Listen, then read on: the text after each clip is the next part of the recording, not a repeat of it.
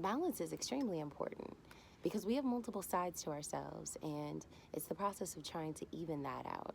It's a process of wanting to bring in multiple parts of ourselves and bring them to the same sort of equal playing field, if you will.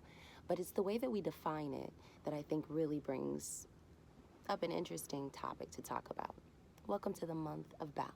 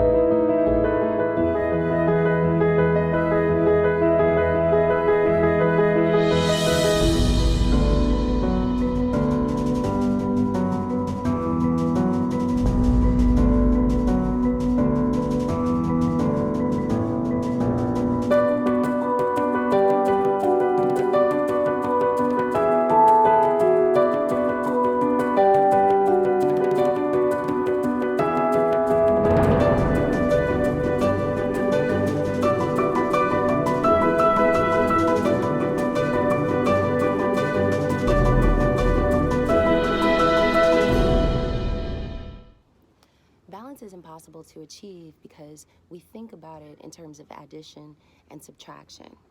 You know, I'm going to pull back from work a little bit more, subtract those hours, and add more hours to my family, spending time with my friends. And so when you do that, you're limiting aspects of yourselves and inflating other aspects of yourselves. And you're doing like this trading in sort of thing that really is not real balance. Now you have just shifted polarities. So yes, there's two polarities. There's the side of you that wants to play and have fun, not really have much responsibility. And then there's a side of you that's concerned about the things that you need to do. Now, again, balance in the way that we thought about it before is just this addition and subtraction, but there is a third entity, and that is the equilibrium between both. The sum total of allowing both sides to participate in our being. And that's what I like to call real balance. That third entity is called integration, and a lot of people are predicting that it's the next stage in our evolution, that we are going from things being completely separate and, floating between both, to things being combined, connected, brought together, and being the sum total of the integrated piece that is all-encompassing. So the best way to describe integration would be the infinity symbol. So on the symbol, you know that there's two polarities, good, bad, right, wrong, hot, cold, work, life, balance, right, work, play. But in the center, that is the most important piece that really represents forever. It's the space that everything flows into. It's the space that is the sum total of both parts. That would be integration, no separation. However, integration is scary for some people because that would require us to get to know our negative selves. Yep, we got to get to know both parts in order to create that third entity of integration. It's something that is important because we live in a duality universe. And if you want more information on that, check out my video, Mental Fitness Fear. But we know hot because we know cold. And so in this way, you can't get to know your positive self unless you get to know your negative self. And that's what interferes with people integrating their total selves. So again, balance by addition and subtraction it doesn't work because you're limiting some aspects of yourselves, inflating other aspects of yourselves, and in general, not allowing your maximum full self to participate in your world. And you can't become your full self by limiting parts of yourself. And even more than that, we can't get to authenticity by addition and subtraction because you're, again, limiting parts of yourselves that are real, that want to participate, and it's a constant, suppression. You're in resistance to just even who you are. So, again, another reason to integrate. Integration would be like playing for real and calling it work.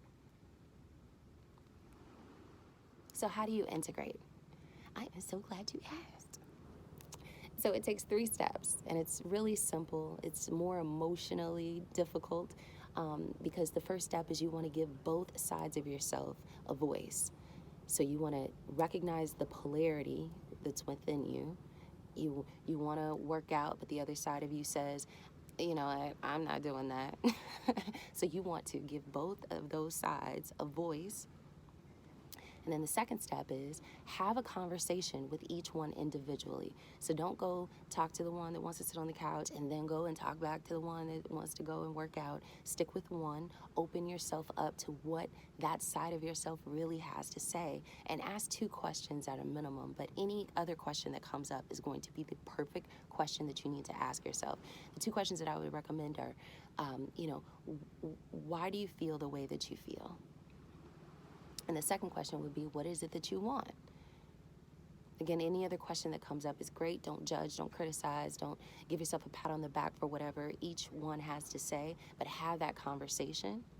And then step 3 would be creating that third entity. Now that you've gotten to know both sides intimately and know what they want, know why they feel the way that they feel, you might discover some commonality and be able to create that third entity. So your conversation might sound something like this.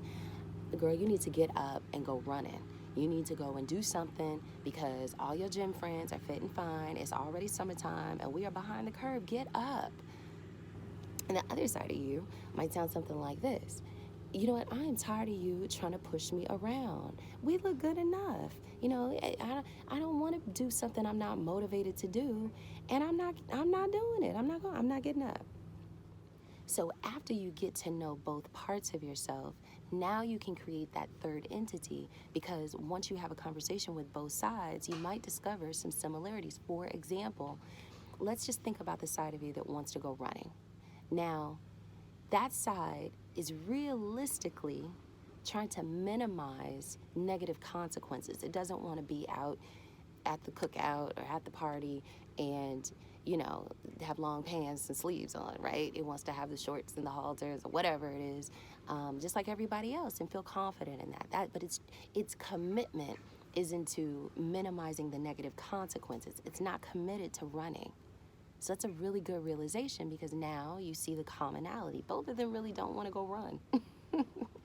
So in creating that third entity, you can instead find something that you love to do. Join a gym that it encompasses everything that would motivate the other polarity to get moving.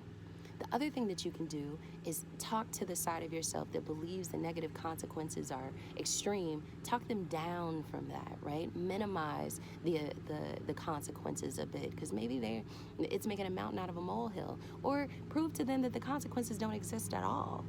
But in general, both parties, you want to be on the same playing field, so that you can actually get going and be authentic in who you are. So in this month of balance, I am encouraging you to integrate all aspects of yourself. There's so many more than just 2 of them. There's so many in everything that we do. We have these polarities. Have the conversation. Figure out what that third entity is, and really live in balance this month. Thank you guys. Have a great month.